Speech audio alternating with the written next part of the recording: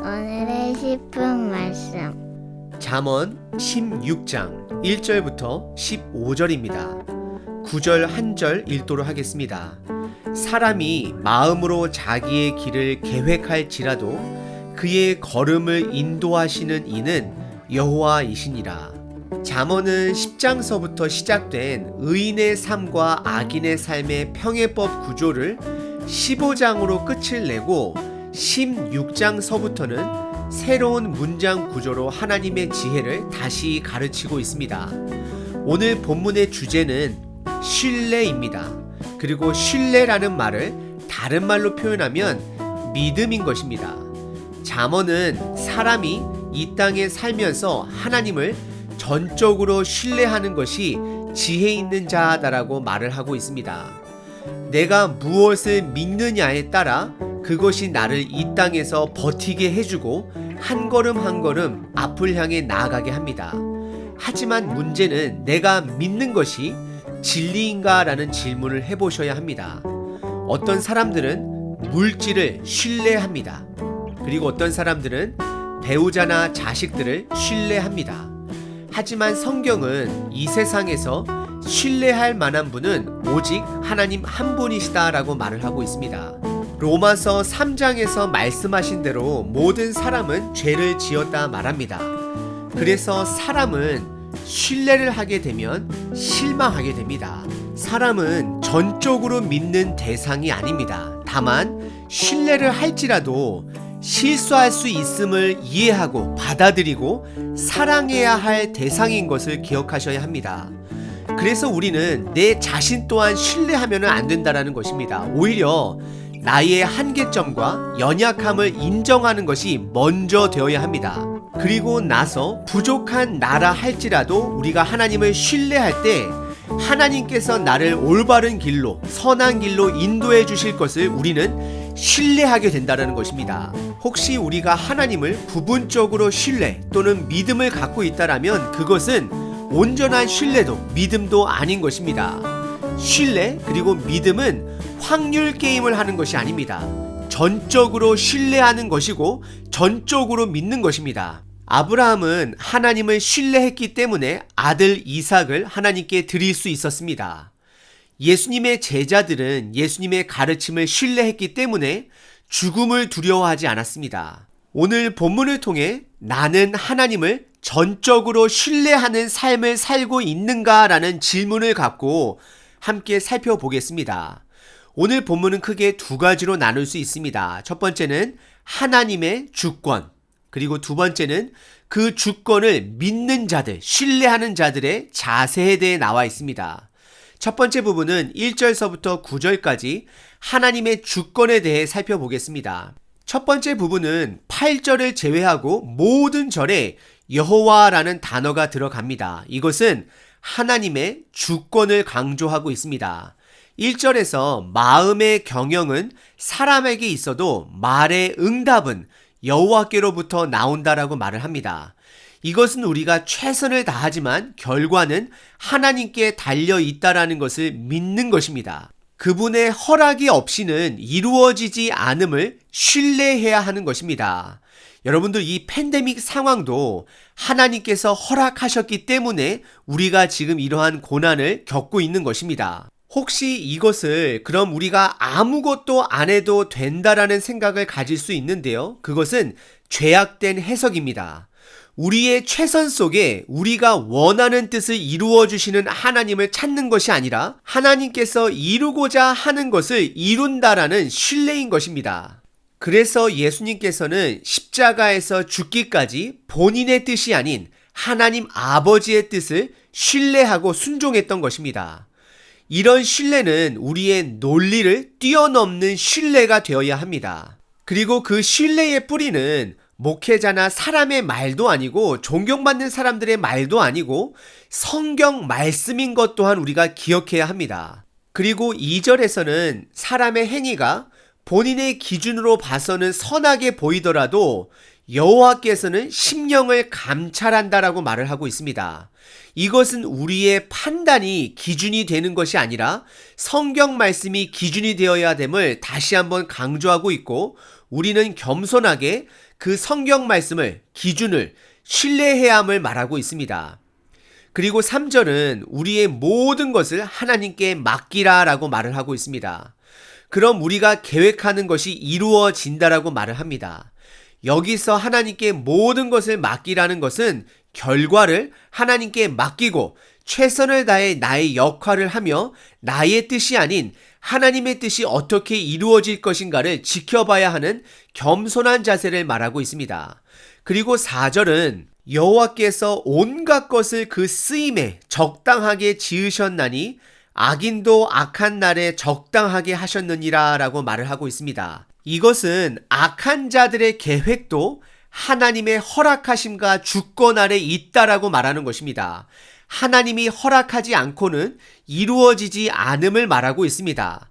그리고 악한 자들의 행동으로 인하여 하나님의 뜻이 변경되는 것이 아니라는 것입니다. 하나님의 주권은 우리 인간들의 사소한 결정으로 영향받는 것이 아닙니다. 우리가 생각하는 그 이상의 하나님의 뜻이 바로 하나님의 주권인 것입니다. 이것은 예정론이나 선택론을 이야기하는 것이 아닙니다. 예수님을 배반한 가룟 유다를 이용하기 위해 선택하지 않으셨습니다. 하지만 그를 사랑하셔서 제자로 선택하셨습니다. 하지만 가룟 유다는 끝까지 죄악된 결정을 함으로 하나님 아버지께서 이미 시작하시고 계획하신 그 큰 구원의 계획 안에 작은 도구로 가룟 유다의 결정이 사용되어진 것입니다. 애굽의 바로 왕도 하나님의 초기 10가지 재앙 앞에서 모세와의 약속을 계속 어기면서 스스로의 마음을 강팍하게 했다라고 성경은 표현합니다. 이것은 스스로 악한 길을 고집했다라고 말하는 것입니다. 하지만 6번째 재앙부터는 하나님께서 그를 악한 대로 내버려 두시게 됩니다. 그 표현을 하나님이 그를 강팍하게 했다라고 성경은 표현합니다. 결국 하나님의 주권은 인간들의 결정으로 인해 변경이 되거나 영향을 줄 수 있는 것이 아닙니다. 그래서 모든 것이 하나님의 주권 아래 있음을 믿기 때문에 더욱더 하나님을 신뢰할 수 있는 것입니다. 그리고 5절은 교만한 자는 애굽의 바로왕처럼 하나님으로부터 벌을 받을 것을 말하고 있습니다. 그리고 6절은 이런 죄악이 있는 세상 가운데 우리가 죄악된 길에서 벗어날 수 있는 3가지를 말하고 있습니다. 첫 번째는 인자입니다. 인자의 원어는 헤세드라는 단어로서 받을 자격이 없는 자가 하나님의 사랑을 받고 은혜를 받고 그 사랑을 남들에게 베푸는 것을 말하고 있습니다. 그리고 2번째는 진리입니다. 변하지 않는 기준이 바로 진리입니다. 그리고 마지막 3번째는 여호와를 경외함입니다. 우리는 하나님의 인자함, 즉 사랑과 하나님의 진리, 즉 약속의 말씀 때문에 죄를 용서받았다라고 잠언은 말하고 있고 하나님을 경외함으로써 악에서 떠나게 되었다라고 말씀하고 있습니다. 그리고 7절은 우리가 하나님을 전적으로 신뢰할 때 그 사람이 우리의 주변 사람들이 원수라 할지라도 그 사람과 화목해야 함을 말하고 있습니다. 이것은 하나님께서 심판자라는 것을 신뢰하는 것입니다. 다윗이 바로 그러했습니다. 본인을 죽이려 했던 사울 왕과 화목하려고 노력했습니다. 그것이 가능한 것은 하나님께서 심판자이고 결국 하나님께서 그를 심판하실 것이라는 것을 믿었기 때문입니다. 다윗은 본인의 역할이 심판자가 아니라 하나님을 신뢰해야 하는 믿음의 사람이 되어야 한다는 것을 알았습니다. 그래서 하나님의 주권을 신뢰하는 자는 원수와도 화목하게 지낼 수 있는 것입니다.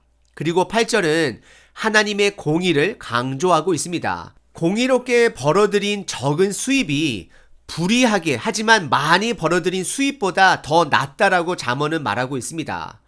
하나님을 신뢰하는 자의 공의성을 강조하고 있는 것입니다. 그리고 9절은 결론절로서 사람이 마음으로 자기의 길을 계획할지라도 그 걸음을 인도하시는 이는 여호와 하나님이심을 다시 한번 강조하고 있습니다. 하나님은 주권자이시고 우리는 겸손히 그분의 주권을 신뢰해야 함을 말하고 있습니다. 저와 여러분들은 하나님의 주권을 신뢰하고 계신가요? 지금 어려운 가운데서도 그분의 주권을 신뢰하시나요? 앞으로 불확실한 미래 가운데서도 그분의 주권을 신뢰하시나요? 우리는 그분의 주권을 신뢰해야 합니다. 그리고 오늘 본문의 두 번째 부분은 10절서부터 15절까지 주권을 믿는 자들의 자세에 대해 가르쳐주고 있습니다. 특별히 이 두 번째 부분은 11절을 제외하고 왕이라는 단어가 모든 절에 등장하게 됩니다. 이것은 이스라엘 백성의 왕이라 할지라도 하나님 아버지의 주권을 신뢰해야 하고 인간 왕은 하나님의 대리자임을 강조하고 있습니다. 우리들은 왕권 시대에 살고 있지 않습니다. 하지만 하나님께서는 우리를 이 땅에서 하나님의 나라의 백성으로 대표적 성격을 주셨습니다. 10절에 하나님의 말씀이 왕의 입술에 있다 말을 합니다. 이것은 왕은 하나님의 대언자 역할임을 강조합니다. 우리들은 이 땅에 하나님의 청지기입니다. 그래서 재판할 때 하나님을 의지하는 왕은 그 재판을 올바르게 재판할 것이다 라고 잠언은 말합니다. 우리가 하나님의 주권을 신뢰할 때 이 땅에서 올바르게 살아갈 것입니다. 그리고 11절 공평한 저울, 접시, 그리고 주머니 속의 저울추를 강조하면서 왕으로 하여금 공평하게 재판해야 함을 말하고 있습니다. 우리는 공정하게 살아가야 합니다.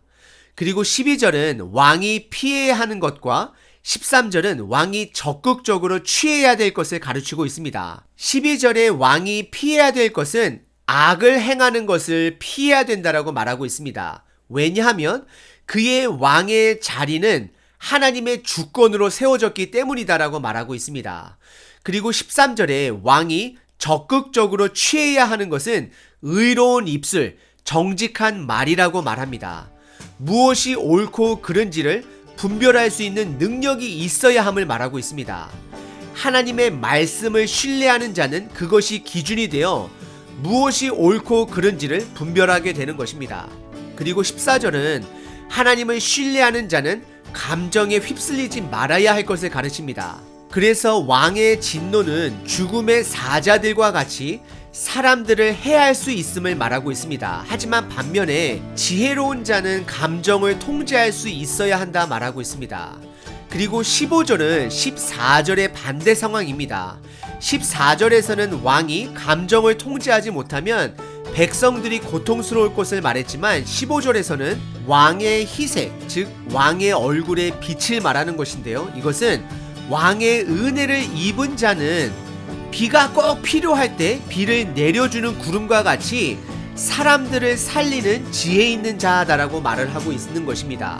두 번째 부분에서는 하나님을 신뢰하는 리더는 본인이 하나님의 대리자인 것을 기억하는 자이고 그것으로 인하여 공정하게 그리고 악을 미워하며 감정을 통제하며 은혜를 끼치는 자가 되어야 함을 말하고 있습니다.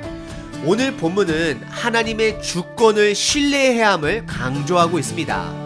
내 논리가 이해될 때만 하나님을 신뢰하는 것은 신뢰가 아니라 비즈니스 관계입니다.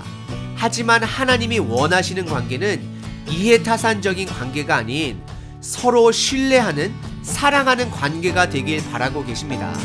그래서 하나님께서는 먼저 아무 조건 없이 이 땅에 예수님을 보내주시고 우리의 죄를 위해 대신해서 공정하게 죽게 하심으로 그분의 조건 없는 사랑을 먼저 보여주셨습니다.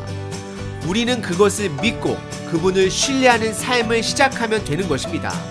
처음에는 나에게 무엇이 이득이 되나로 따져보며 시작할 수는 있습니다.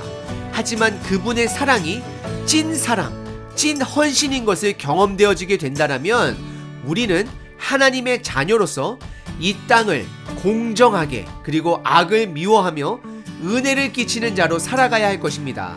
오늘 하루 그분의 찐 사랑을 신뢰하시고 하나님의 찐 자녀로서 공의롭게 살아내시는 하루 되시길 바랍니다.